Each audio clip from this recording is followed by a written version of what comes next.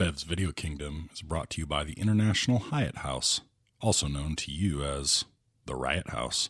Are you a rock star and need a place to stay while you're in LA? We've got a menu of names like Winnie the Pooh, Jack the Ripper, and George Washington that'll keep your stay just our little secret. Need to have a not quite legal rendezvous with one of your groupies? Band-Aids? We've got roomy ice machine rooms with coat hooks right above the peep window, so you won't get photographed during your sexual assault. Or maybe you're just a fan looking to rub elbows or other parts with famous rock stars. We'll scoop up a little of that vomit in the hallway. It's probably Keith Moon's or Robert Plant's, and it'll make a perfect keepsake back home in Kansas. The Riot House, where we just don't give a shit about anything. Oh, a little puke in the hallway. Scoop it up. That's a keepsake. I love it.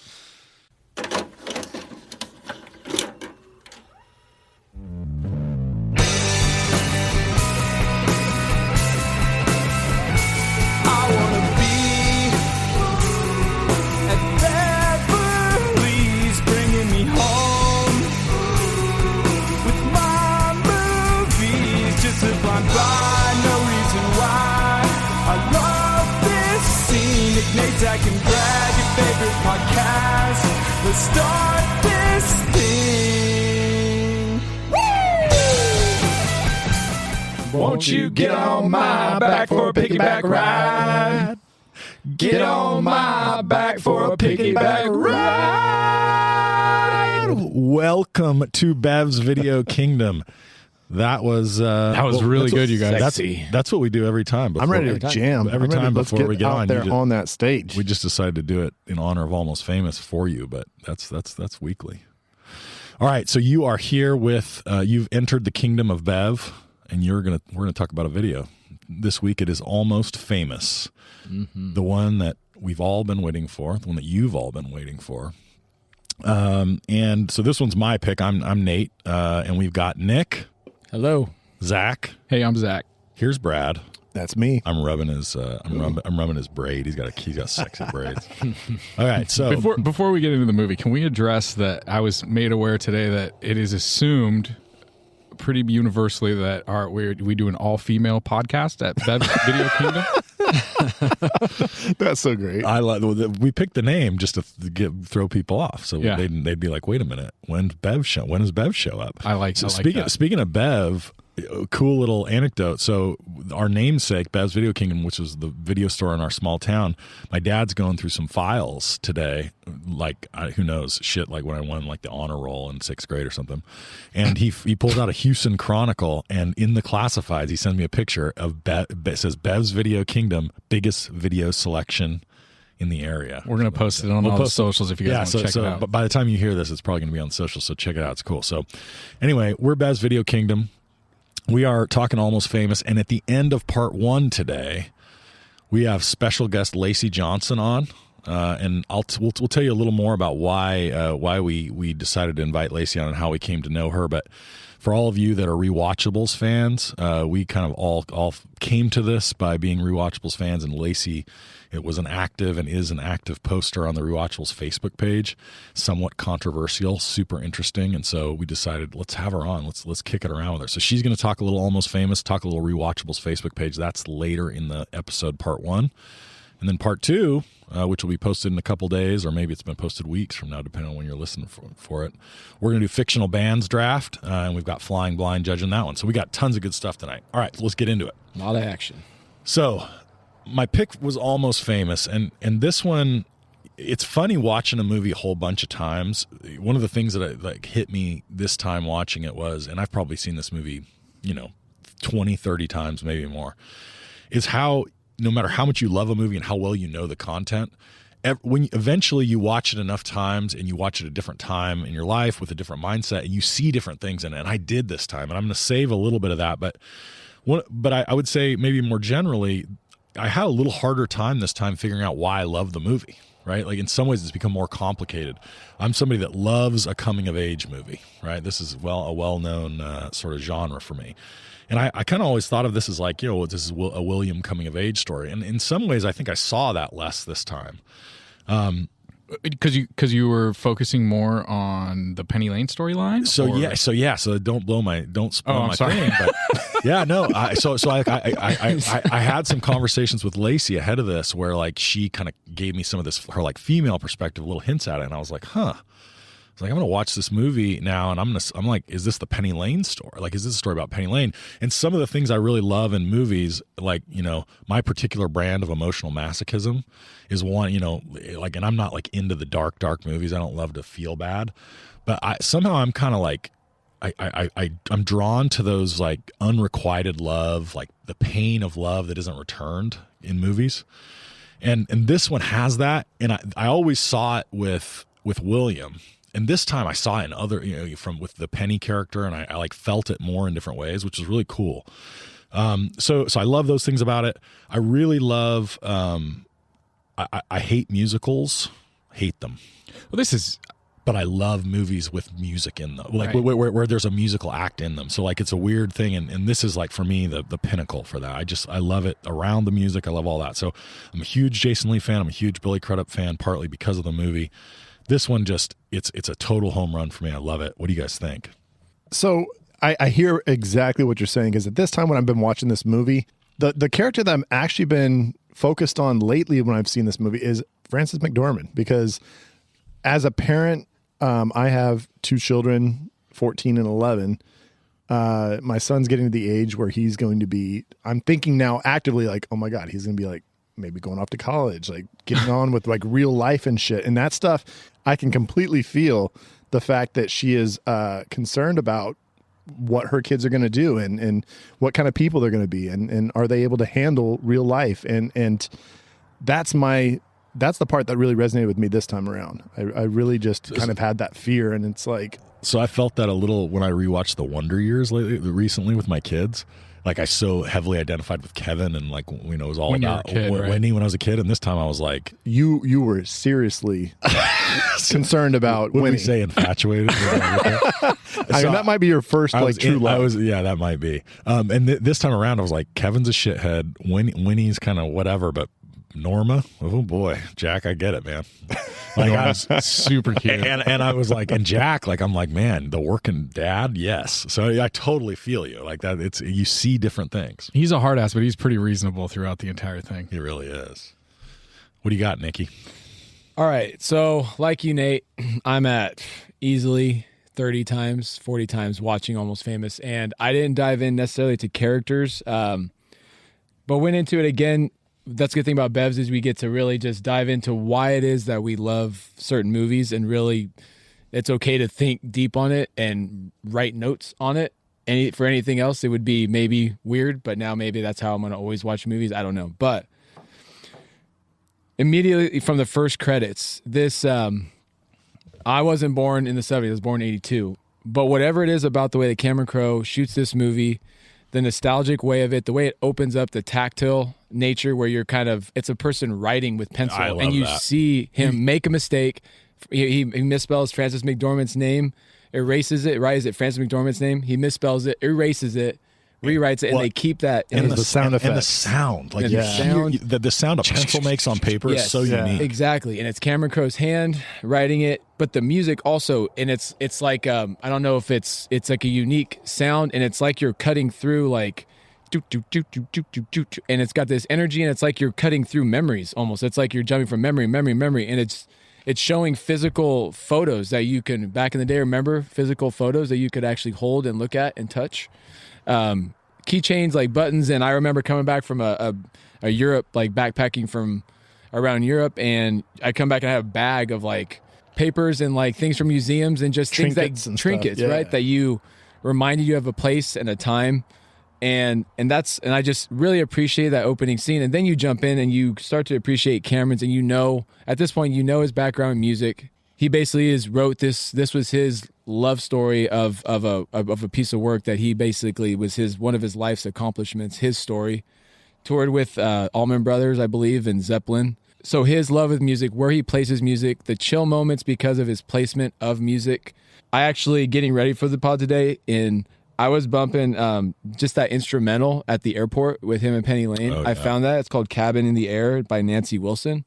It's just like acoustic guitar. It's just acoustic guitar. it's It's great. like one of my favorite songs in the whole like movie, and it's placed twice. It's after the San Diego show when he leaves. Him and Penny have outside. They say goodbye to each other, and his mom's doing the family whistle, and he runs, and that song plays it, and then it's playing in the airport. His placement of music and use of popular music is just perfect. And what's crazy, Nick? Those are opposite feeling scenes with that exact same music, right? So Right.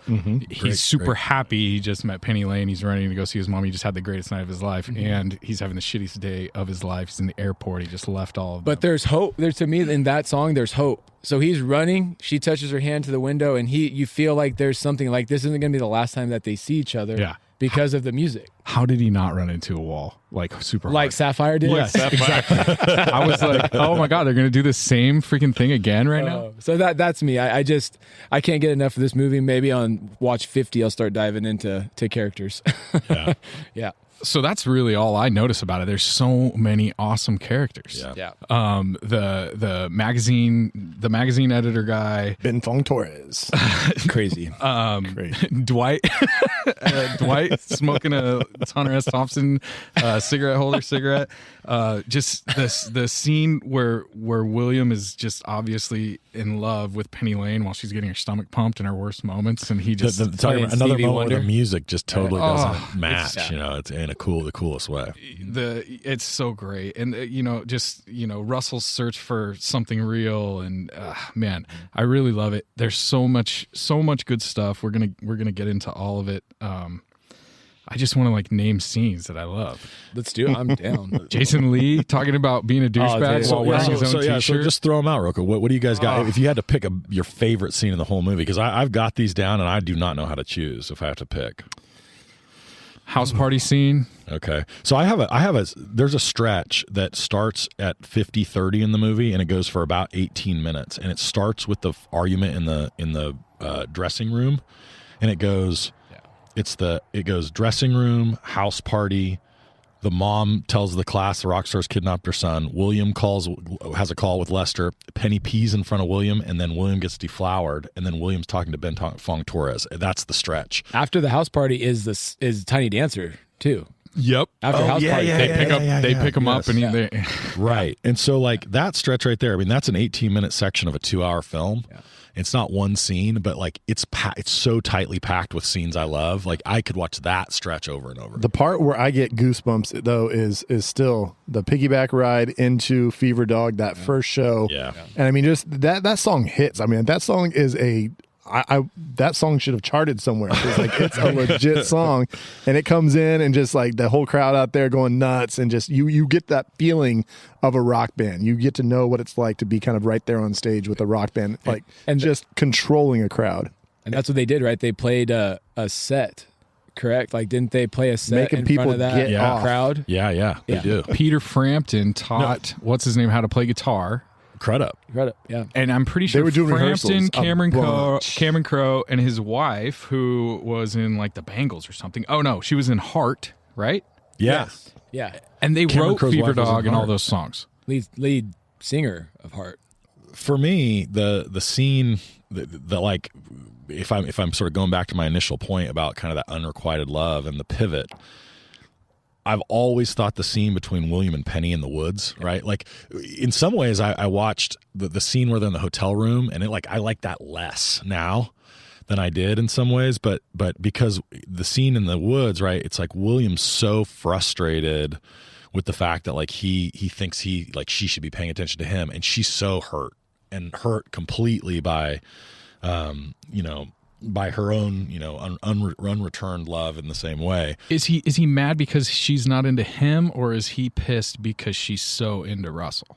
I don't. You know what I mean? He's this guy's such a douche. He sold you for a case of beer, and you're still. But is that? super head over heels for him? That's guys that do that. Is there a difference? That's the guys do that. The guys that put women on a pedestal, and they feel like, I would treat this woman so perfectly, and yet Right. this guy's an asshole, and he's getting the chick. That's been around forever. So you're saying he's an incel? Maybe that comes up in alternate ending. All right, so You also got the airplane. all right, so let's get after it here. So we are going to sit down and we're going to pour our drinks with Cameron Crowe. So first thing I want to know, fellas, is what are you drinking? Nate, you're gonna have to help me with the name of it. We got a. Is it? So I think it's incorrectly labeled on the. Yeah, you're drinking. It's Blaker. You're drinking some Sierra Nevada. It's not Blaker, so Okay. it's Sierra Nevada. It's Hazy little hazy little thing. thing. Yeah, Oh, hazy little thing. That's what I'm drinking out of the Nathan's A mislabeled tap keg. here. The Home Tapperoni. Tapperoni. I took a beer out of Brad's ice chest, and surprise, surprise, Last Call Brewing. Less stress, more West Coast IPA, very delicious. So Thank you, someday Brad. we're gonna have less. Didn't you say we got a brewer from Last Call that's going to jump on with us? at some Yeah, point? and I wanted to give a shout out because I went and bought some beers tonight at Last Call. I'm drinking Flip Flop Tank Top. This would be like the ultimate beer if you're out at a big music festival during the summer. It's hot. Like this is delicious summer drinking beer. It's a guava grolsch, and yeah, I'm gonna give a shout out to Walter. He's getting married in a couple weeks, and Walter makes great beer over at Last Call. And yeah, one of these days, if we're talking about some drinking movies, he's gonna definitely have to be a part of the pod. Cheers, Walter. Happy nuptials. Cheers, brother. All right, so I'm drinking me. What did I settle on? I think I settled on the Old Forester. So I got a little bourbon here. I didn't even bother with an ice cube, and I'm not necessarily regretting that decision. It's pretty tasty. From Roy Rogers to Old Forester neat. This fits with my general bourbon habit. So, but I went in the other direction. I was like rummaging around the kitchen earlier, and my wife was like, "Yeah, what are you doing?" And I'm like, "I'm looking for the grenadine." Because I'm going to pour it in my soda. And she goes, "Do you think you can get away with a Roy Rogers 2 weeks in a row?" And I was like, "All right, you're right." And I grabbed the Old Forester. Would have been If terrible. it's not, yeah, I could have gone Shirley Temple, but nope, straight to the straight bourbon, no ice. All right, so I can't decide if Roy Rogers is Big Dick Energy. Is that BDE? I mean, should we? I think drinking whatever the fuck you want to drink is big dick energy. We're going to check with Lacey on Aqua that later. Velva? We'll have to Lacey's ask got that later. opinions about big dick energy. All right, so we're drinking with the director, and we want to ask Cameron Crowe some questions. So Cameron Crowe has a cool range of films, right? And like so, Vanilla Sky, for example, is a really weird one of the best film, movies of all time. and that Vanilla Zach Sky. loves, yeah.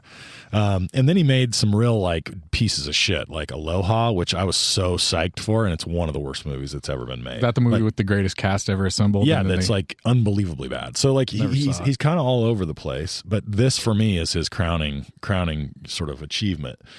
So what do you guys want to ask? What are you gonna sort of drop on him first? I want to hear his stories about touring with the bands and what it was like. I mean, I'm going to jump from Almost Famous to his stories, and we can maybe end at Almost Famous, but I want to talk about touring with Zeppelin. Did we fully I address said- that he actually did all this stuff? I mean, I Yes. feel like that. I know we addressed it, but like that is so insane. Yeah, so it's semi-autobiographical. So he Or is a young Rolling Stone reporter around this age, like a teenager, and he first tours with the Allman Brothers. And Greg Allman distrusts him and keeps asking if he was a narc, right? So this is kind of the enemy thing. And he was in a near fatal plane crash while traveling with the Who. And then apparently the character Russell Hammond's sort of loosely based on Allman. Glenn Frey Glenn Frey from the Eagles. Oh, I thought it was Allman. So he jumps around to some of these different bands in this But era. wait, he was with Zeppelin because he almost named this movie in homage to Zeppelin. I Yeah, thought. so yeah, at some Yes, point he's with okay. Zeppelin. Yeah, All right. so there this I mean, you know, who knows how much of these actual like little anecdotes Right. are true, but it's certainly roughly autobiographical, which is really cool. Yeah, I'd want to know what was true and what really Can happened. you imagine? I mean, how is he not the coolest kid ever? Like, or the coolest person ever? Like, that's so insane to me. I mean, dude went on to make some great movies, and he's probably a multimillionaire at this point. Married so. one of the Bengals, so not the Cincinnati kind. Though. No, the band Heart. Heart. Oh, it wasn't one I of the said Bengals. I said Bengals earlier incorrectly. and Heart. Thanks for screwing Nancy that. Wilson. All right. So I want to come back with him. I want to ask him what he thought this movie was about. So like, you know, what's the, because like I said, you know, I sort of like, in some ways I see this as like, you know, a little bit of a piece of abstract art. like you might see a little bit of what you want to see in it. There's a lot of different elements of it, right? So like even if you wanted to look at it as somebody who, I mean, the band struggling with, themselves internally, right? There's some interesting dynamics there. And obviously, there's sort of the love story, but there's also, the parent dynamic. So there's a bunch of stuff that, there's some really interesting and cool stuff with he and his sister, right? And like that comes around at really important times in the film. So I kind of wonder, like if Cameron Crowe wants to sort of put it in a nutshell, what do you think he says? What do you think it's about? I think he wrote it, right? So it's about William. Yeah. It's from the perspective of him. He's the main character. And actually, kind of talking about Penny, like maybe I'd be curious. I would bring up a conversation. Was there a girl? Is there a girl out there that kind of got away? Yeah. In his experience, the inspiration for Penny Lane, right? Yeah. Well, speaking of Penny Lane, we talked a little bit about it off the air, and on the Go podcast. You were saying earlier who all was considered for Penny Lane? So the name again, Brad. Sarah Polley was the one. She was the one until she basically said, "No, I'm going to go make my own movie." So you're saying she was cast? Oh, she was there. She wasn't just up for the role. That was who he wanted. That's who he wanted. Yes. And she pulled out. And what we were talking about before is I can't picture her playing Penny Lane. I can't picture her doing the in the woods scene with when she says what beer did I get traded for, like with the tear and how crushed she is. Yeah. Multiple scenes, the little things that Kate Hudson does, I can't picture Sarah Polley doing at all or doing well, to be harsh. And entirely nothing to do with her look or appearance either. No, but not at all. Her I guess I only have the point of reference of her and Go. She's stone cold. She is not the manic pixie dream girl that Kate Hudson is in this movie. Just as far as the attitude, and I just cannot picture it, and I can't imagine. I mean, this movie didn't do great at the box office anyways. It just makes me think, man, this would have been bad. Just it wouldn't have aged. It would have wasted. It would not have aged well. Amazing movie. Well, the craziest casting thing that I saw that I had not realized until just this last watch through was that Brad Pitt was up for Russell Hammond. Yeah. And then after being there, like going with Cameron Crowe and like talking about it for a while, he just says, "Yeah, I can't get into this character. Like I don't understand this." That's your just looks weird. are beginning to be a problem. I laughed out loud watching that again. Such a good. They kind of look at each other like, "What the fuck?" I mean, this is a funny one in terms of it being quotable too, because you don't. In some ways, like it's a sneaky one that way because you don't think of the quotability of it. But and we talked about Major League, being super quotable, and it is. But this one, I have a few things I say a whole bunch. I mean, I am a golden god. I mean, I just say that a lot. Like I no joke. When I was in grad school, I used to get like a little bit of writer's block, and I would just write "I am a golden god" over and over again until I started writing. That's such an insight into you, Nate. That's good to know. All work and no play makes Nate a dull boy. But like you'll meet them again on their long journey to the middle. Oh, then you got Philip Seymour Hoffman, who's just like makes you miss him like so much watching him in this character. He's fire, 100%, 100% miss that dude. Oh. What does he say? Jim Morrison's a drunk pretending to be buffoon. A poet. Drunken buffoon. Give me the guess who. They got the courage to be drunken buffoons. What makes them poetic. The best is, what are you listening to? Stillwater. He's doing drugs. He's doing drugs. I laughed so hard at that this time. And then there's a great quote that we kind of referenced earlier. You know what I do? I get people off. I look for the one guy that isn't getting off, and I make him get off. That you can print. And he points right at William. Oh, man. Jason Lee has so many amazing lines in almost everything he does, but in this especially. He's great. Like how great. I mean, we're talking about a professional skateboarder, right? Who kind of backdoored his way into like Mallrats and that Kevin team. Smith stuff, Kevin Smith and to be fair, as much as we all love Mallrats, and I think we all universally love Mallrats. Yeah, he's not great, and I mean he's quotable, but he is not a good actor. But in he Mallrats, fits and the he's movie. really but he good. Comes across real though. I think that's what like both Jay and Jason Lee. Nobody's going to say either of them are like great actors, but at the same time they come across real, and you can be like, I know a dude like that he reminds me of. He's And I not think trying to act for an Oscar in Mallrats. He's just himself as a skater. And I mean, in fairness, right? Like Jason Lee parlayed this into a like significant. I mean, he had My Name Is Earl, and he's on for a long time, and he found the right roles for what he did, and he was good and funny in those. I mean, I just think his mannerisms and his look in this movie is so perfect. Yeah, it's just because it's perfect. not in this one, right? It's not exactly a dramatic, but it's not just a sort of like standard Kevin Smith type role, right? He has enough seriousness in this movie and enough of a different look that it makes me feel like I want to see Jason Lee in more of these roles. Mm-hmm. You know, like I wish he would sort of make some more of these choices. Which is Vanilla Sky. Basically, he parlayed it. Vanilla Sky is right after with Crow. With Cruise and Crow. But in a movie full of really great acting performances, I mean, Philip Seymour Hoffman is phenomenal. Frances McDormand is phenomenal. So McDormand, I don't know if you guys know, nominated for an Academy Award for Best Supporting Actress, along with Penny Lane. Yeah. Yep. I did not realize that. Yeah. And Kate Hudson was what I was going to say, young. I think Kate Hudson, she's 17 or 18 when this is filmed. And she's great. And I was just going to say, and if she's the best. I mean, to me, she makes whatever you think of what the story is about, it's every scene she's in, you just are, and you said it earlier, right? It's not even about the look. You know, she's obviously a beautiful woman, but like in some ways you're lost in her character completely, and it's not you're drawn to her in a way that like it's just she is Penny Lane. She is Penny Lane. Like, if you never think of her as Kate Hudson, going back and watching it based on the roles that she's done since, and she's good in other things, but this is just unreal.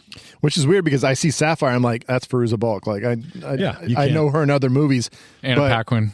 Yeah, you know them from other things, but Kate Hudson just to me she's Penny Lane. That's her role, and that's who she is. Yeah.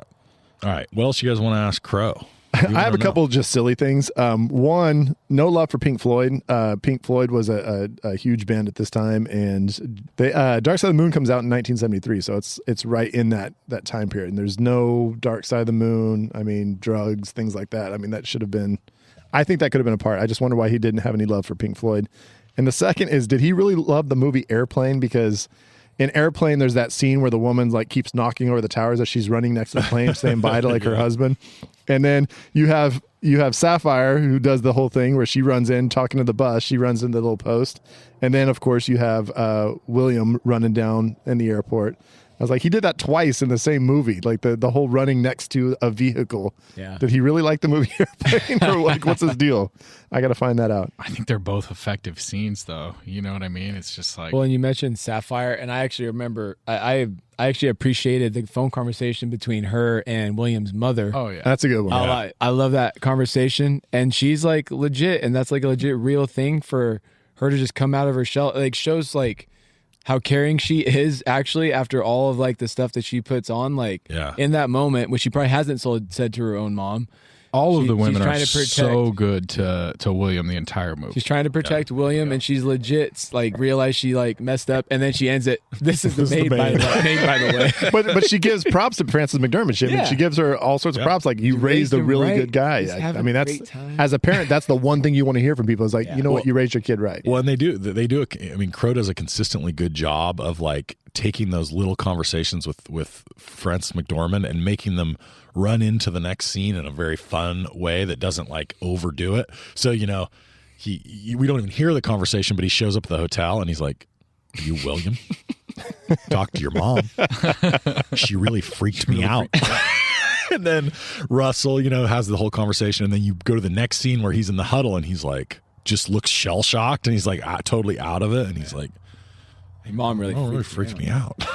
She's an intense woman. I like that. Oh, she's very funny and also moving in certain parts too. I can see why she got nominated. I didn't know that. It's crazy. Her little breakdown at the when she's teaching class too, like Rock's trying to kidnap my son. She's also kind of a weird character in the sense that like she's on the one hand you think of her as like being the like craziest hippie in some ways, but she's also super anti rock and roll. Like she's almost like too like far out. She's like both sides of the far out pair. She's like this awesome, super religious, but also really a super progressive or hippie. Yeah, something, exactly. Dude, she's a fun character, and Although, I mean, her parenting is questionable at best. I mean, what's her name? Can't listen to Simon and Garfunkel, and she sends her son off to a Black Sabbath concert and drops him off, and then he gets to go across the country with a rock band. I mean, aren't we all a little arbitrary in our parenting decisions at times? I mean, maybe not that arbitrary. Well, it's interesting because he didn't take like the religious. It wasn't because it was like a religious thing. It wasn't like, oh, it's a God thing or anything like that. It was just like she just kind of had her drugs are bad, but. Yeah. But Simon and Garfunkel are going to make you go to hell? I mean, that's literally what she says, right? One of my favorite lines of the whole movie from her is she says, "You've robbed him of his adolescence," and she just straight face. Adolescence is a marketing tool. Wait, so is it religious? I don't think she says you're going to go to hell. No, it's just you're going to be. What does she say about Simon and Garfunkel? I mean, it might even be like she says they're on pot. Yeah, she does. Look at them. They're on pot. And she points to their eyes, their eyeballs. I will say this, that we mentioned Linklater earlier, and Linklater, of course, had Dazed and Confused, and then you have Cameron Crowe with Almost Famous. Almost Famous takes place 73 is kind of the approximation, and if you go back from today, 27 years, we'd be in the long gone days of 1994. It's like directors in the 90s were so lucky to be able to go back to that generation, because going back from right now to 94 is it's not the same, is it? I mean, I feel like there's a real need for movies about the 90s. That's true. I mean, I might know a guy that has a script. Brad and I might have a script for all those you. Are we gonna bring that up right now? Are we gonna talk about the script? I don't think we're gonna do a live read on the pod. That might happen. We might have that. We might do that someday. We might need to audition. Our biggest fans. We're gonna send out the script to our biggest fans. Nate and Brad at some point 10 years ago. It's not that long ago. We started writing it on my. I think about 2016, 2015. Say it's not too long. It was before. late. Oh my god, it wasn't that long ago at all. Our last like big edit was like 2017. I think is when we did our last. We wrote the first lines of it in December 2014. We need to have a reading. They wrote a coming of age comedy, high school comedy. That's 90s teen comedy. Shopped around. So if you make movies, you just send Bev's Video of Kingdom a little at email. BVK Pod. I mean, I did just get the iPhone 13 Pro, so we could probably just shoot it on this. I mean, have you seen the commercial? They're making fucking movies on this shit. So let's do it. So Cameron Crowe, I think we're going to excuse you, and we are going to move on to Snag, Shag, and Body Bag. This episode of Bev's Video Kingdom is brought to you by Privacy Airlines. Looking to avoid the long lines and security at the airport? Fly Privacy. Looking to have just your close friends and family in a secure place so you can make a safe, direct flight to your destination? Fly Privacy. Looking to find out if your brother is banging the shit out of your wife every day just moments after you leave for work? Fly Privacy. On Privacy Airlines, you'll fly in the comfort of our spacious cabins where you can eat, drink, and chat, knowing you're in the hands of our professional crew. And once we arrive at 30,000 feet, we'll be sure to send the plane into a terrifying descent that will have all of your fellow passengers screaming for their lives. Any dark secrets they are hiding will quickly come to the surface during their mortal panic, while you are safe and sound knowing that Privacy Airlines is just doing their job. Our pilots are guaranteed to make everyone feel like they're about to die, so you can find out all about how Grandpa had sex with his dog and Aunt Millie used to put X-Lax in Uncle Walt's coffee every morning. And when every last dark detail of your family and friends' lives has been blubbered out, we'll gently return the plane to its proper altitude and you can enjoy the rest of the flight in perfect silence. Upon arrival, Privacy Airlines will have a team of lawyers ready to help you navigate all of the nightmarish things you've learned about and will most certainly help you set up divorce proceedings immediately so you can forget about that cheating whore and your piece of shit brother. Privacy Airlines, your secrets are safe with us and everyone else on the flight.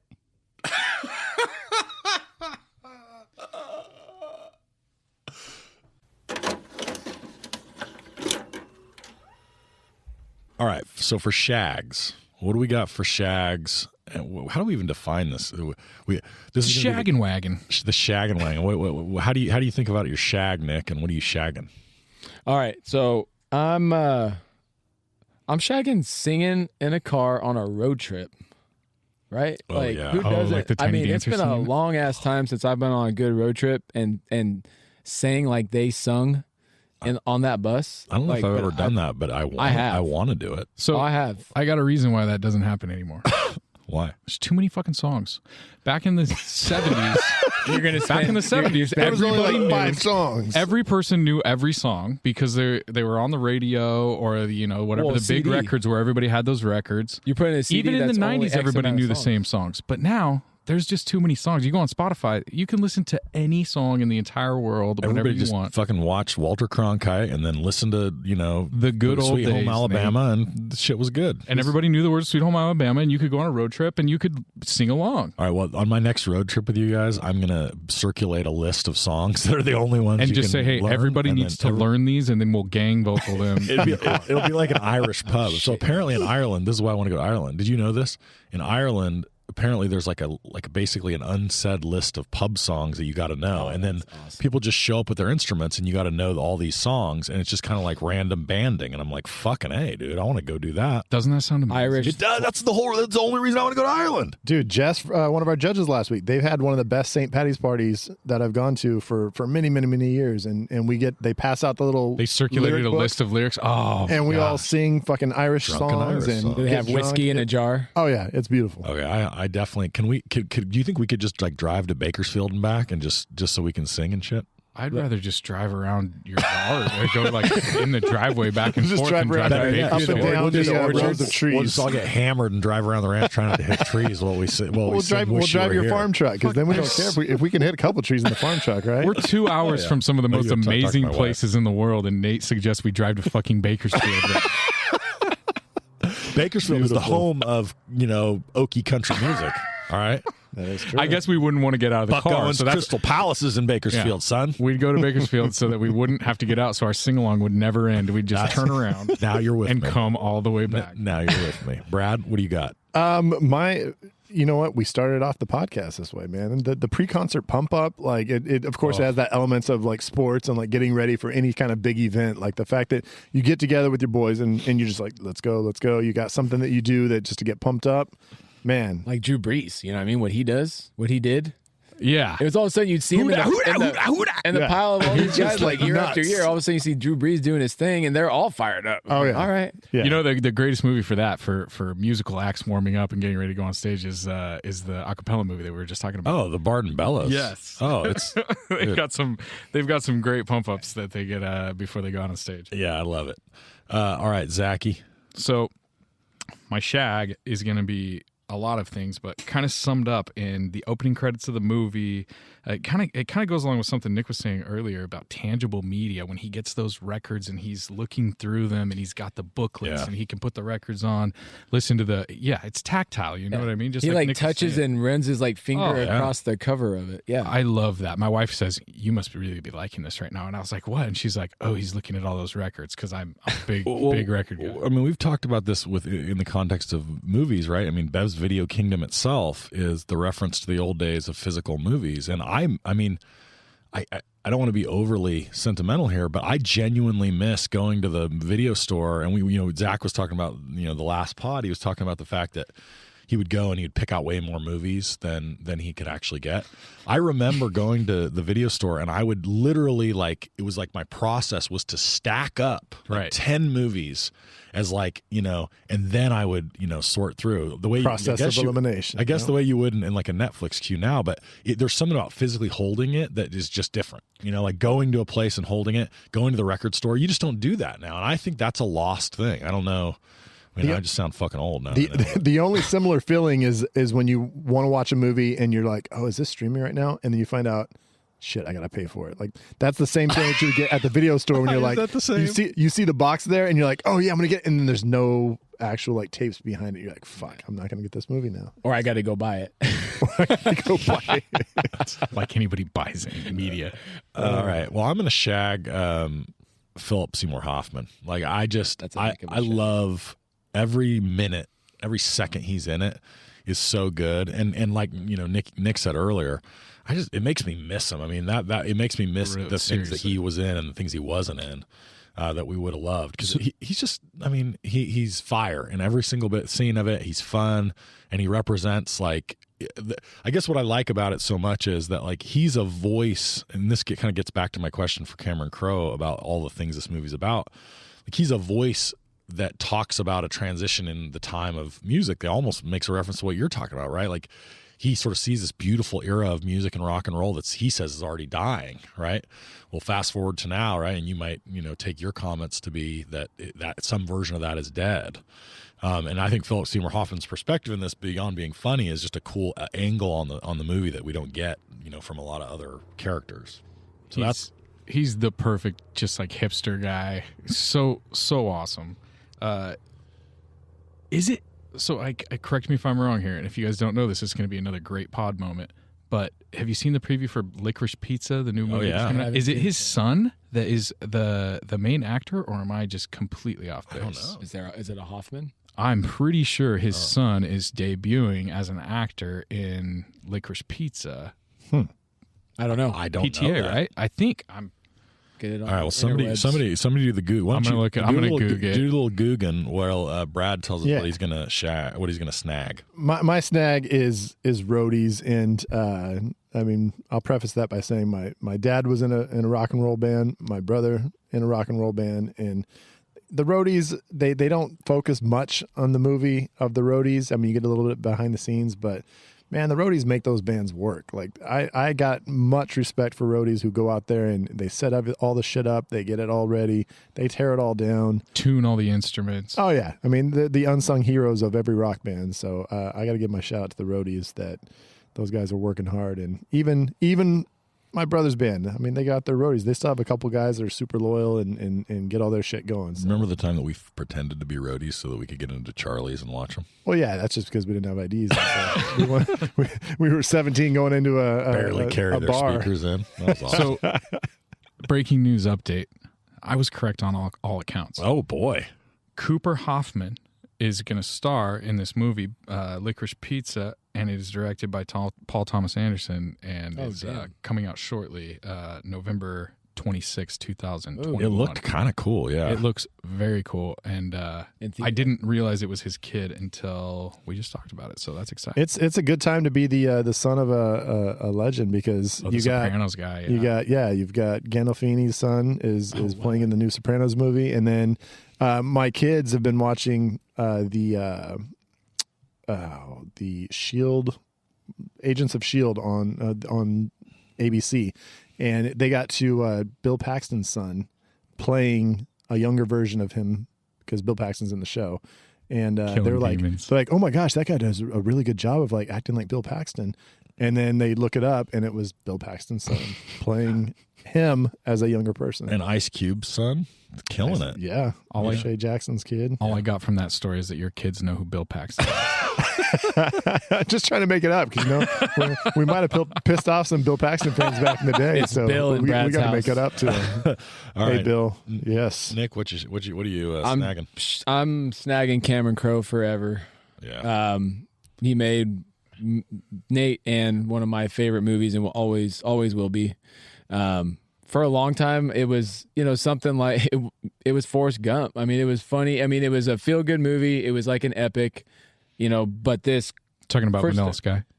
Huh? I thought you were talking about Vanilla No, that's Sky. your favorite. Forrest That's Gump your was favorite movie. your go-to before. A lot. I Most mean, we're Famous? talking like I saw that I don't know. twice in the movie theater. 15 years ago. I'd probably say like it was up there, but then Almost Famous. It will always be Almost Famous, and then.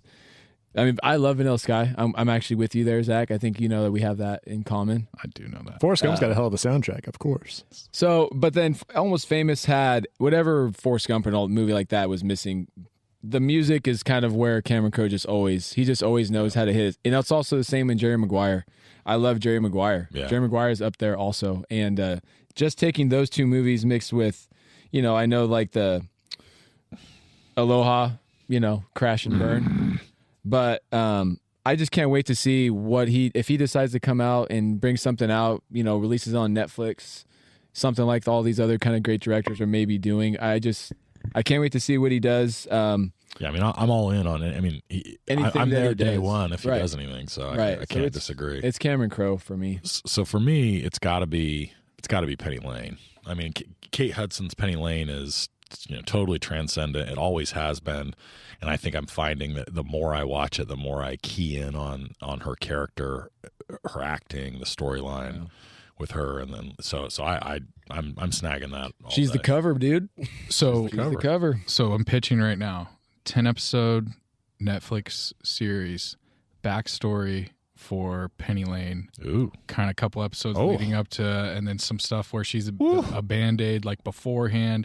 Then it skips over Almost Famous, and then you find out what happened to her afterwards. oh, In Morocco. in Oh, Morocco. there it is. Zach, that's.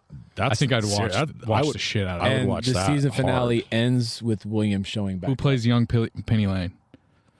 Oh, I don't know. I don't know any. Young, I don't know any young adolescent blonde curly Hey, actors. I was going to say I'll let Hillary you know. Duff or something, but she's like She's the same age, 37 years old. 5 years Yeah. older than Really quick, I want to give a shout out before we keep moving on. And did you guys listen to another podcast that has features called Origins with James Andrew Miller? Did you guys ever listen to that series on Almost Famous? They did like multiple It episodes. was like a just on it. 6-part series Oh, I remember on the you making of circulated. Almost Famous. I never did listen to it. You told us to. When It's this an- comes out, it'll be the second best account of Almost Famous. Second best, but an unbelievable account and behind the scenes. 6 parts. Every episode is like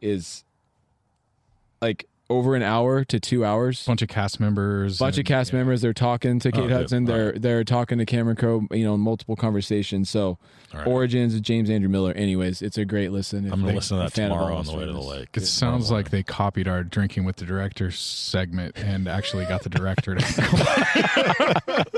They ripped us off by actually doing it. Oh my god! All right, Zach, what are you snagging? So I should have gone after Nick because I'm snagging Cameron Crowe.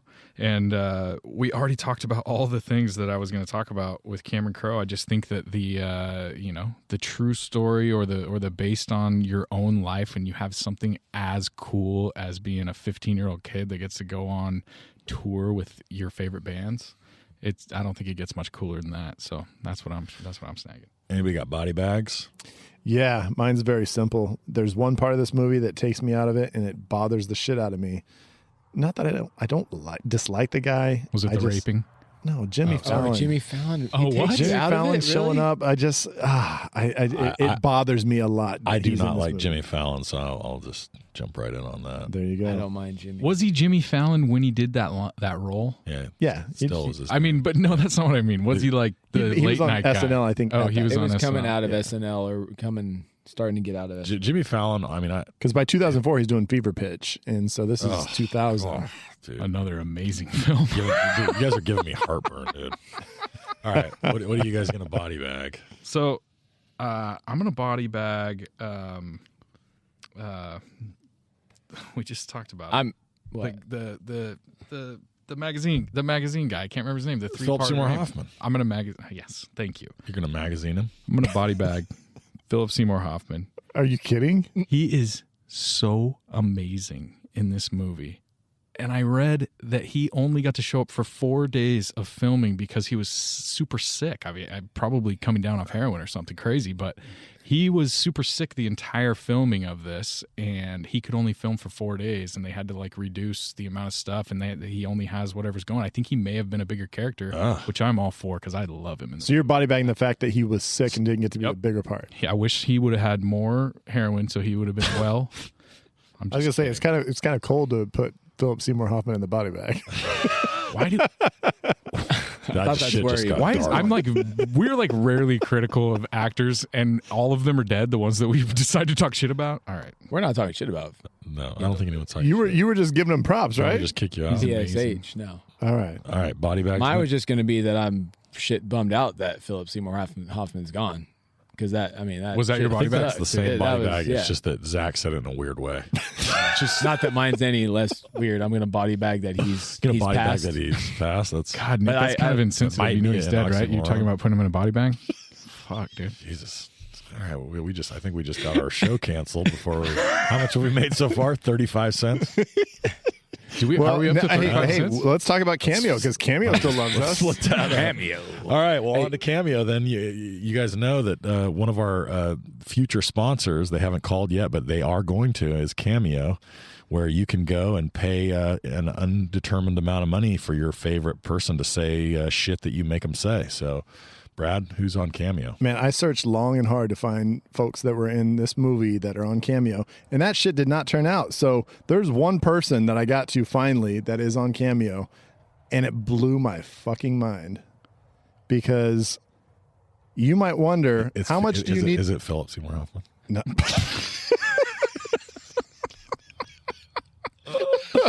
Yeah, we just blew this thing up. Just pack up the equipment. Let's just put Cameo. It was only $15. Cameo That was crazy. Ouija board edition. And you asked It last didn't blow time my mind that he was on there. It was the you fact that asked he was last time if $15. Bill Paxton was on. Oh, Jesus. All right. So, no. Of all the people in Almost Famous, Red Dog, the roadie, Hey, brother. he is on Cameo, but that's not what blew my mind.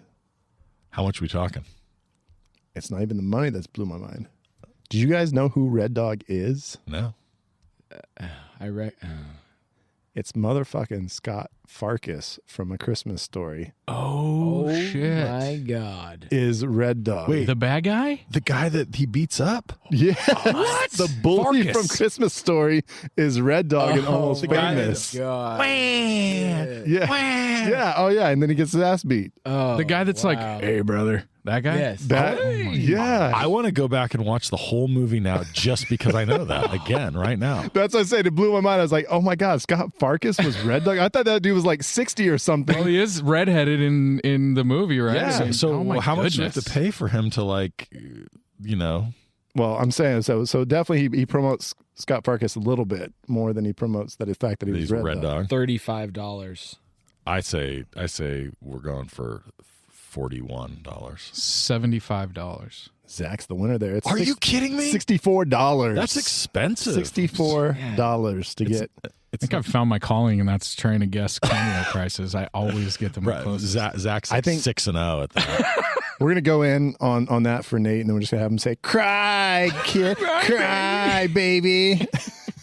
It'd be such a good Christmas present. I'd just play it on a loop on my TV for we'd have Christmas carols playing and then hit that guy just taunting me. Hey, so Cameo, hit us up. Come on. The only other thing from that scene that I love is that they're like, we invented a game of poker that you can play in any condition. And they're all just holding the cards against their head. All right. Streaming recommendations. Hopefully they're free if you have the normal services, but we often make you pay for things. We apologize in advance. Who's got streaming recommendations? I'll go first. So I've said it 42 times, and I'll say it again, and I'll scream it from the rooftops. Vanilla Sky, Cameron Crowe's magnum opus. Can I watch on it for free? HBO Max. Oh, HBO Max? Yeah. So I've only seen that movie once, I admit.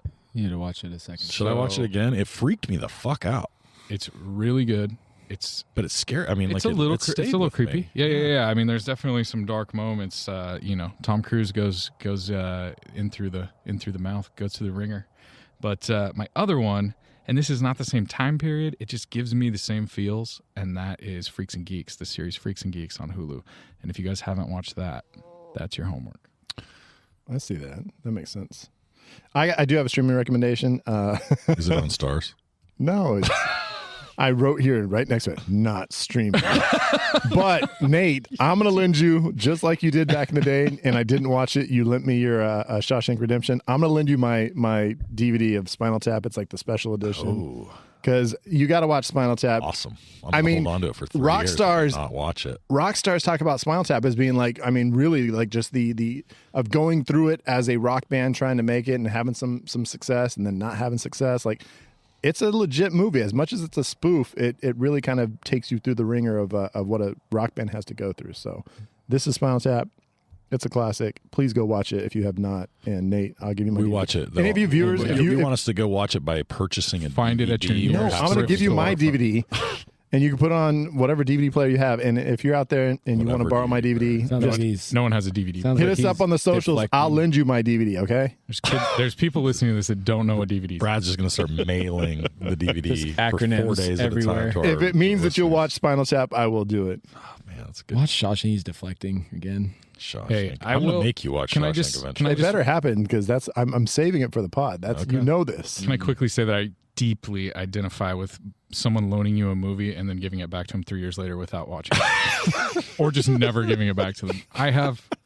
Can we also just preview right now that what's going to happen is he's going to watch Shawshank, and then he's going to start out by saying something negative about it, and I'm just going to knock him out. There might be just a fist we're just fight. going to fight. film that one. We'll have to live stream. We'll go live stream on that, because if Brad says anything negative about it, it was great, but just bang. All right. Brad's not going to be with us the rest of the pod. What are we going to alternate end? Who's got some reshelfs or alternate endings? This is the part where we come up with either a totally different genre that we replace, that we put the movie in, or we come up with a different ending that changes things. Hey, I've got a reshelf, and I'm not even going to tell you what the genre is until I get to the end. Ooh. Okay. All right, so movie's pretty much the same, but the plane actually has a horrific crash landing because of the storm, and it catches fire. It's a survival movie. William is okay, but he's it's like it's Hatchet. Hold your horses. What are we supposed to guess? But he sees Russell is badly hurt and burning. He heroically rescues him, and everyone survives. But Russell's badly burned. He'll never be able to play music again. Oh, his looks are no longer a problem. After returning home, his mom begins choking on a piece of fruit, and he saves her life.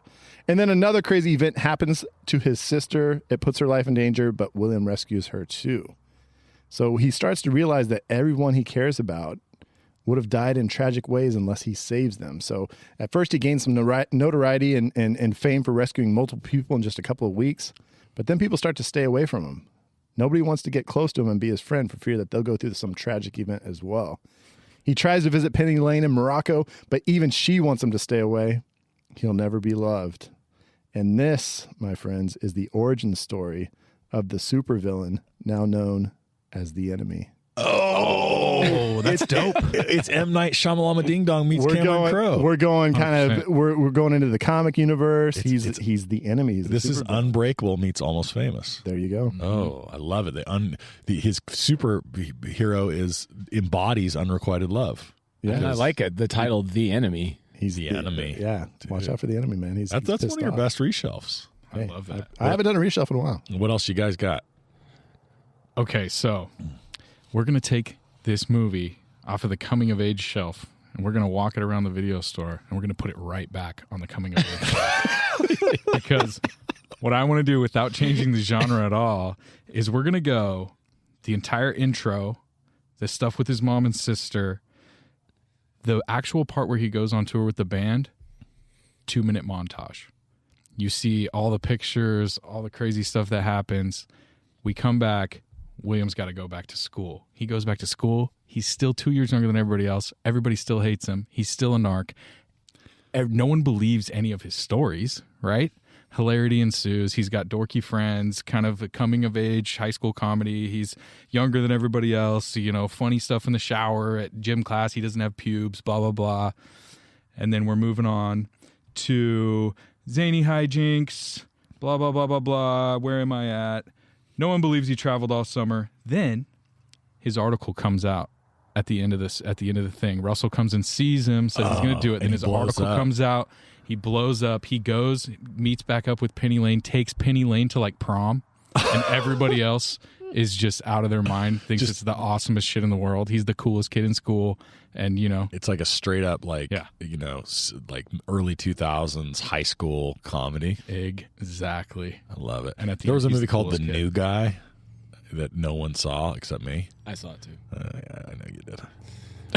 And I blind bought it. You blind bought that shit. Well, I might as well watch it. I own the DVD now. You were like, DJ Qualls is in this. I think I'm going to buy it. And that's pretty much the movie you described, except this one would be cool. Yours would be cooler. Wouldn't that be so cool if Cool. all of a sudden his article comes out, everybody believes him, and he brings Penny Lane to prom, and then he's the coolest kid in school? Yeah. Maybe Russell comes and does a solo at the school just to prove to everybody that he's real. I just think that's the awesomest movie ever. I got a rewrite. You got a rewrite. I got an alternate.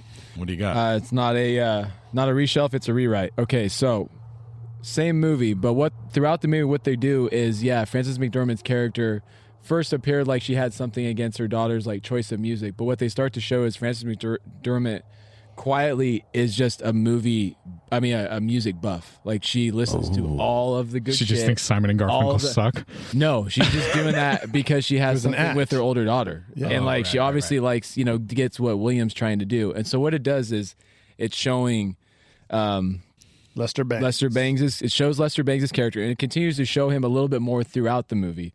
But it also makes sure that it's showing Frances McDormand's love and knowledge of music as well.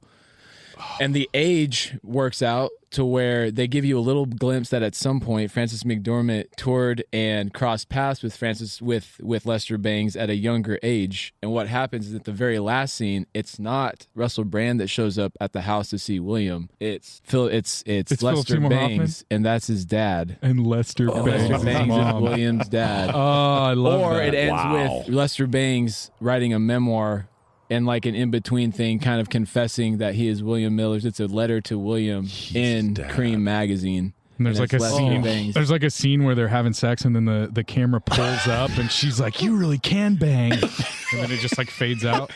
White light, white heat, Iggy Pop. Amen. Amen. That's my. Well, that's on that note, let's take a quick break, and then we're going to bring you back to talk with Lacey Johnson. California has the largest population in the United States and the site of some of the most famous true crime cases in history. But there's more than meets the eye to the crime in California. Join Sean, Jessica, and Charles on the California True Crime Podcast as they cover crime both infamous and overlooked from around our state, while looking at the deeper history that goes beyond beaches and movie stars.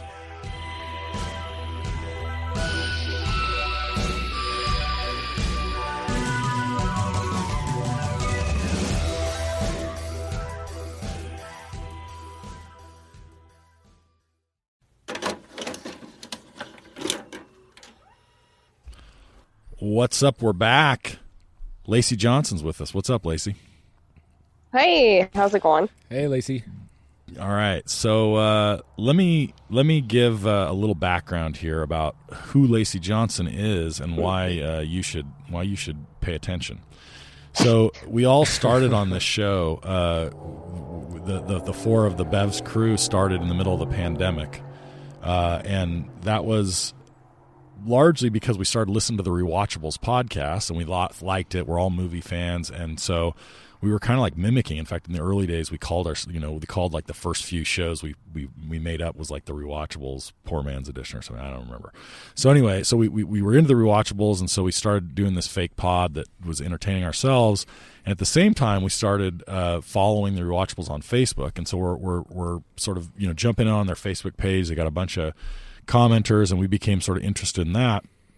And so over the course of about a year, we slowly started noticing that this one woman named Lacey Johnson was a really regular poster, and lots of funny posts, lots of insightful posts about movies, and also lots of sort of commentary that seemed to come from a very like solidly female and feminist perspective, really thoughtful and interesting way. And so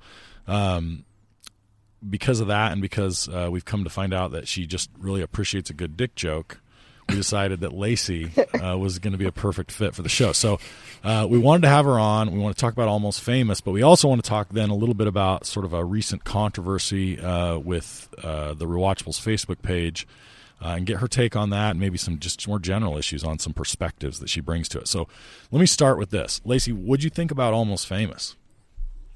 Well, this was the first time I'd seen it all the way through. Oh my God. I know.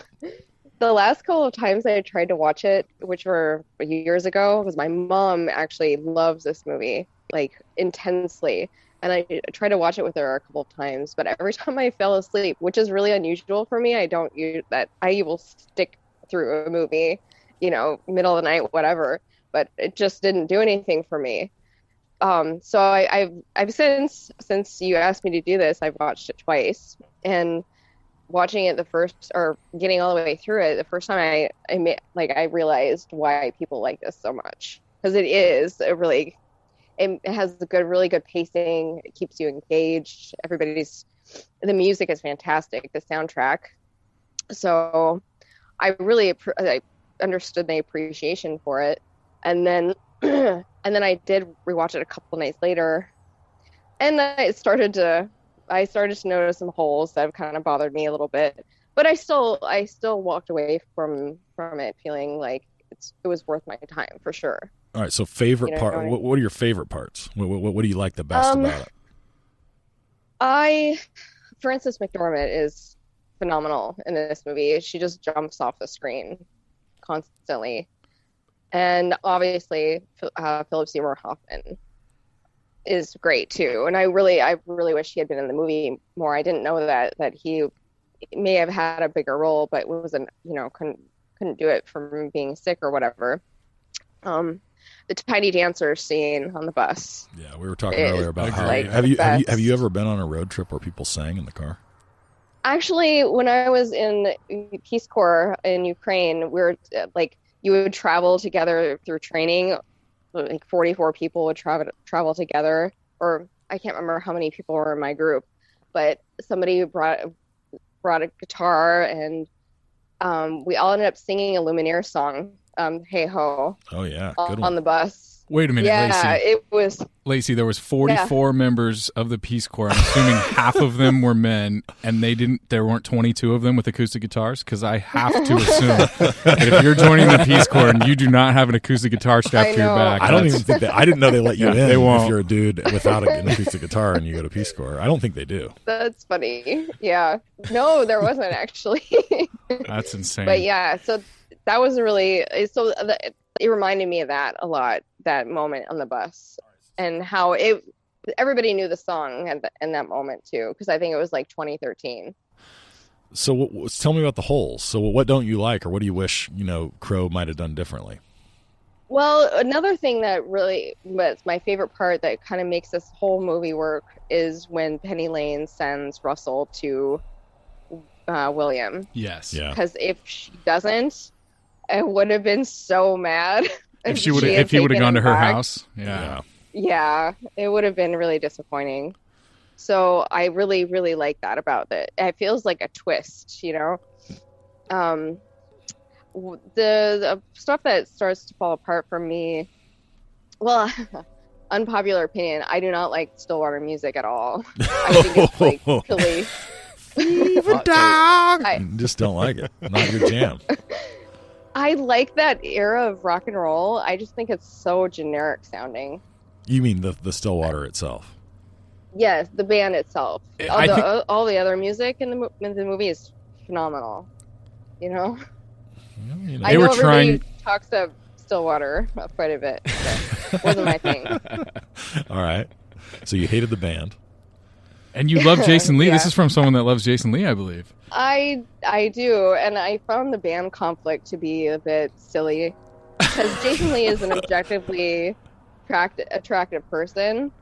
So this manufactured conflict between the two of them, your looks have become a problem. It's so silly. It's revealed later in the movie that the tension all stems from the fact that he may have been with Russell's wife the entire time. Yeah. Right. That'll throw some tension. Dude, the shirt he wears at the end where he has Russell's face. No, it's his picture. It's Jason Lee's face with Jason Lee's name underneath it. No. It says BB, like Jeff Beebe. But then it has Russell's picture. I thought it was Jason Lee's picture. I'm almost positive. I'm pretty sure it's Russell's picture. I'm pretty positive it's Jason Lee's. That's why he's such a douche. Because he's wearing a shirt with his own face I on. thought he was like making fun of Russell by putting Russell's face on Ultimate Jeff Beebe douche. band If shirt. that's what it is, it's actually super clever. But I don't think that's what it is. I think you're giving it too much credit. Check it out. Because they were the Jeff Beebe band before they were still. I thought it was Jeff That was Beebe an band, old but with shirt. Russell's face, Oh. which was like It was the ironically old Jeff silly. Beebe band No, I shirt. think he just Oh. loves that Jeff Beebe band shirt. Yeah. That's awesome. All right. So okay. So you don't like the band. What else? Oh, I my immediate thought was, how old are these groupies, or how old are the bandmates? She says she's that's a 16 strange- at one point, but I don't think. I Yeah. think she's lying. I think she's older than that. You think she's lying? Why? I do think she's lying. I think How she's old do older you think than she that. is? I don't know, but I mean, You think she's over 18? I feel like the 70s, like there's just kind of maybe it's a little bit different atmosphere. I mean, they're all checking out the high school girls as they're driving by that one scene, and Yeah. I think she's definitely an unreliable narrator throughout the movie. So I don't know if we take her saying that she's 18, then 17, then 16. So as I've definitely gospel. never been 16. sure how old she is. 16 because he says she keeps saying that me too, How old are me we too, really? me too. And then he finishes it by saying 15 and she doesn't respond. They got into 16. Yeah. I think she's 16. Okay, she's 16. So you don't like Which it. would have made her 15 if she had been Right. with Russell. the year Right, she's been doing her before, thing yeah. for like Right. quite a while. Yeah, it's Right. not like she's like brand new to the game. Yeah. So that you know, I know it's a different era, but it was probably somewhat an issue then too. You mean You know what I mean? statutory rape? Yeah, that's probably an issue. I can't wait to hear people saying that you're wrong on that. Yeah. Take Be like that Lacey said it, it's wrong. Statutory rape's fine. Stop ruining our fun. The the deflowering Oh, yeah, you don't scene like that one. was super rapey. Like he says no how many times? He throws a And lot of they no's in just- there. A lot. And it was really Oh, gross so to I me. didn't. So when you mentioned this off air before, I thought your problem Yeah. with that scene was that it was like just sort of a stupid male fantasy of like the dude Well, loses his it's that virginity to too. 3 chicks at the same time. Well, the male fantasy element, or like what we also talked about before, is like how cool Cameron Crowe was as a 15-year-old. Like he gets rewarded for not being like the other guys. Like he's not sexualizing the women, but then he Right. gets rewarded by getting laid. You know what I They so sexualize him. So when I was Yeah. watching the movie with this in mind, because you sort of said you told me raise that sort of issue, and so I was kind of like watching for it, and I had the reaction that I was kind of like, well, yeah, I mean it definitely fits the idea of the fantasy that Cameron Crowe kind of makes this up and it's maybe not real, and it sort of seems like this sort of contrived thing. But on the other hand, it's fucking crazy out there, right? Like Sure. partly I'm like, Yeah. do I think that any of that shit ever happened? Yeah. Oh, like, I'm sure. and these probably and did, yeah. these there's a lot of like situations like that. So I kind of want. I'm not saying this happened with Cameron Crowe, but I was kind of like, that one wasn't as hard for me to like. I didn't need as much of a suspension of disbelief for that one as I did other parts of it. Right. I also would say that Yeah, that's fair. while it is the male, I mean, I guess it's like you would say it was typical male fantasy. He doesn't seem very like. He doesn't seem like his fantasy's coming true at that moment. He's you know? getting a little overwhelmed. Yeah. Exactly. And then that's the other layer Yeah. of him but not if- really wanting it. And If we want to jump forward though a little bit to his fantasy, I mean, one of the most awkward scenes, of course, is the fact that he kisses While she's Penny Lane passed out. while she's legit passed out. Yeah. and No, I and he's know. like, I'm going for it, and So what I was saying to the guys earlier is like, I kind of watched this movie a little more through the eyes of Penny Lane this time, and I think that scene was less comfortable for me because of it. Like I was a little bit more like, oh, that's like less cool Yeah. than like when you look at it from William's standpoint. And he like takes his shot, even though it's like a kind of a not responsive shot. I mean, I'd say there's a difference between him and like some fucking asshole frat boy that's like taking advantage of some girl that's Yeah. passed out like in a fraternity. There's a world of difference there, but at the same time, it's still problematic. I mean, it's still you're taking advantage of somebody who cannot. Well, it also, Give I me mean, consent. it also besides that part of it, like it's kind of sad, right? Like It's definitely from sad. from the standpoint of like William, right? Like this is what you have to resort to, like for this woman that you ostensibly are totally fallen for, and you can't think that this is you can't feel fulfilled in any way by that, right? So like Part of me wants to say that since you know his intention and you know that he's not a bad person throughout getting to know him throughout the movie, that it's okay. But I guess that's kind of shitty too. I don't know. I never really had a problem with it. I always thought it was kind of a funny scene. I think it's hilarious that he's in love with her in her worst moment. He's just completely smitten with her, and there's kind of the juxtaposition there of him being in love with her, and they're showing, they're shoving the thing down her throat, and she's just having her worst moment. I don't know, and I think she also feels somewhat connected to him because he was there for her in that moment. Right. But I guess she doesn't know about the kiss that he stole. Yeah, hard to say because they're walking in the park afterwards. So this is a good transition to ask what I want to ask the next question, and this is something that we're a bunch of dudes and we can't escape being a bunch of dudes, right? So one of the things that it means, no matter how much we want to sort of have a better perspective, is that like we can't see movies through the eyes of the experience of being a woman.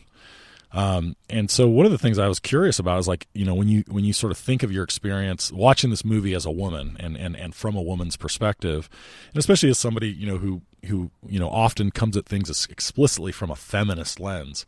So what do you see? What does a woman see watching this movie that we might not? And what do you think a feminist sees watching this movie that is a perspective that we might miss or that other people might miss? One thing that stuck out to me was when we first are introduced to Penny Lane, and she says that they're not groupies, that they're band-aids, and they don't have intercourse with the band, and they're more like muses, or they're there for the music, right? And then the rest of the movie does not support that narrative at all, right? Because we see her like dancing around naked, we see her with Russell, we see the other groupies with other band members. And then also, just from my own personal experience, this is sort of a side anecdote. When I was 16, I went to go see Korn by myself at the Target Center in Minneapolis. Woo. And yeah. How did your mom feel about that? Did anybody yell at you? Don't take She dropped you off? Oh my gosh. Yeah. My mom dropped me off at Target Center and then came to pick me up afterwards. So my mom was, or most of my life, my mom was an exotic dancer. So she knew one of the girls that the lead singer of Korn, had while he was like in town. You know, you'd have girls around the country. You know what I'm saying? Yeah. And her friend knew that I had gotten a ticket to go see the show and had offered to get me a backstage pass. My mom would not let me do it. So you're not going to be a Band-Aid. I don't care if Mom it's was just slightly blowjobs. concerned, huh? She had heard some pretty Yeah, I imagine Korn might have been explicit pretty. stories. Yeah. And didn't want me to go through that or experience that. So, Well, good job, Mom. yeah. I mean, at the time, were you hella pissed? Were you like, just like, this is... No. I Okay. was a pretty reserved kid, so I wasn't mad about it. I just was excited to go to Korn. So. They're pretty awesome live. Some Ozfest, like. Yeah. Are you Dude, the bassist. Exactly. It's good stuff. So, the idea that the women could be Band-Aids and travel with the band without sleeping with them, I know it just seems so unlikely, especially in that time period. And I don't think it would even fly now. For sure, a story that you tell a 15-year-old boy that you just met, though. You're like, oh no, we don't sleep with them. Yeah, you know what I mean? I think is just feeding in. I think it feeds into her own mythology and how she wants to be, 100%. but that's just not the reality of the situation. But at the end of the day, it kind of makes her stand out, and like you can tell everyone sees her different. Even the other like Band-Aids, and it's like she sets herself apart just from how she carries herself, even if she ends up maybe falling for Russell and like, you know, appearing that way. But she definitely stands apart. Yeah. And there's that. Go ahead, Lacey. Oh, go ahead. No, I had nothing that was more interesting than what you were going to say. I was going to say, so does this Band-Aid element really play into the narrative of the movie? A little bit in terms of her sleeping with Russell maybe tells the audience that she takes that more seriously. She actually has feelings for him. But is it also doing other work? Like when you are first introduced to her, if she's distancing herself from being, quote, a groupie and slutty, does it make her more endearing to both William and the audience? That's a good question. And I guess, sorry. I was just going to say, I think because they don't show her having a relationship with anyone else in the movie, I would say yes. But I think the minute that they show her like hooking up with Jeff Beebe or whatever his name is, then you're like, okay, you know? Yeah, which is all kinds of sexist, right? Right. I mean, that's just that's perspective. That's from the male perspective, but that's looking at it through like this feminist lens and seeing where possible slut shaming comes into play. And I didn't even think about avoiding it as sexist until you said it just now. So yes, I see how the different lens you could see it differently. What's wrong with being sexist? That's a Spinal Tap reference, Nate. All right, last question. We've in our thread in the run up, we've had a lot of conversations about big dick energy, or as Lacey likes to refer to it, simply by its BDE acronym. Anybody in the movie have obvious big dick energy? I think Penny Lane. Penny Lane's got the biggest dick in the whole movie for sure. She tells everybody what's up. Definitely feel it for some more Hoffman. We learned though that this is usually it's a negative, except in the case of J.K. Simmons, who has his big giant vegan dick energy that she admires from Whiplash. Keto. Oh, keto. Super veiny. Yeah. My bad. Keto. Zach described it to a T. Vascular. Go check out the Whiplash podcast, y'all. All right, so I want to talk before we get off, and this is sort of like a developing story. So you know that when we first talking about this, there are even new things. But so the rewatchables controversy. So Lacey sort of, you know, in about the time a few weeks ago, we decided, hey, you know, like we really want to see if Lacey wants to come on, and we're corresponding, and all of a sudden she sends me this message late, you know, one night in the midst of this, and says, "I just got kicked off the rewatchables page." And I was like, what? And she's like, yeah, she had this bingo card that was like, you know, describing all the ways in which, you know, her commentary is dismissed when she was critical of Simmons and the rewatchables.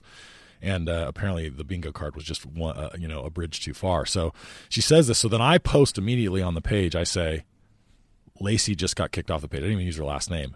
And I said nothing else. And I got 300 comments. And it's our most successful post. Definitely our most successful. It was just a killer. Yeah, just a full spectrum of people who are like, "Oh man, that's bullshit." To, yeah, man, I don't know why she's even on here. This is bullshit. I love the guys that are like, "Who's that? Who's Lacey?" So there's this huge range, and it actually stemmed back, I think, a little more to her a little dust up she got in over her criticism both of Superbad the movie and of the coverage, the rewatchables pod on Superbad. So I was sort of curious to get your, I mean, like, you know, what's your take on the controversy, right? Like what was your take on getting booted? It feels to me like my posts and maybe even comments, I don't know, were just getting reported for trolling over and over and over again. And by trolling, you mean like saying things that were like straightforwardly and level-headedly a feminist take on things. I mean, that's what in fact it was. I think the thought was that there's no way you could have actually thought those things. You were obviously trying to incite a riot with the things that you were saying. There's no way a sane person could have thought those things, which is pretty insane if you think about it. We should have women on the rewatchables? What kind of bullshit is that? The whole country's going to burn. Something like that. Yes. Yeah, and there's no transparency about how rules are applied, and like reporting comments in the past for me that were personal attacks or would say like personal attacks to me specifically just for commenting on somebody else's post. Like somebody would call me a name or use derogatory words towards me, and I would report those comments and report the person, and nothing was ever done. Those comments were never removed. The members were never, and it was often the same people over and over again. So I just ended up blocking people, and that was kind of my way of dealing with that group. Otherwise, I would just be constantly attacked there. I mean, not constantly, but, you know, there's just a lot of, it's usually the same, like, half a dozen people. Well, yeah, and so I was just going to say that the admins on Rewatchables seem like they just very, very hands-off. And so then they said, okay, now we're going to bring in actual people who post on Rewatchables to become the admins. Right. Has that been in effect already? Are they actually the ones who decided to get rid of you, or is it the old admins? No, this was before that. The transition, I think, is happening this week. Because I know I talked to a couple people who took those positions, and I don't know if they're officially, if it's all been like handed over at this point, or do you think it'll be better? It was before. Well, somebody I know said they would add me back to the group. So but you haven't been added back yet. I thought you were back. No, I'm not back yet. Mm-mm. What's a feminist? I want to go deep on this. I want to ask because, like, you know, this is like, you know, I'm not saying this is Lacey's only perspective, but this is the perspective that she brings a lot. I think she would acknowledge, right. And so, like, I guess I'm always curious about sort of like, how do you define it? What do you think of this means? And then what do you think it means in the context of like commenting on a movie page, right? I mean, Sure. Well, I would say in the most general sense, it's an advocacy for men and women to be, or not just men and women, but in the most general sense, for all genders to be treated and treated equally and have equal rights. But I don't necessarily feel comfortable ascribing that definition to everybody, because it feels, I'm more of like an intersectional feminist, where you're taking into consideration race, religion, sexuality, disabilities, and class, appearances, all those kinds of things, which can inform discrimination and it can inform privilege. So all those things are kind of playing a role in my perspective. So I want to take into consideration all those things, because women of color are going to have a very different experience than mine, right? So why does it matter? Like, why is it important to have that perspective put on a page where we're talking about movies and talking about different elements of the movie industry and things like that?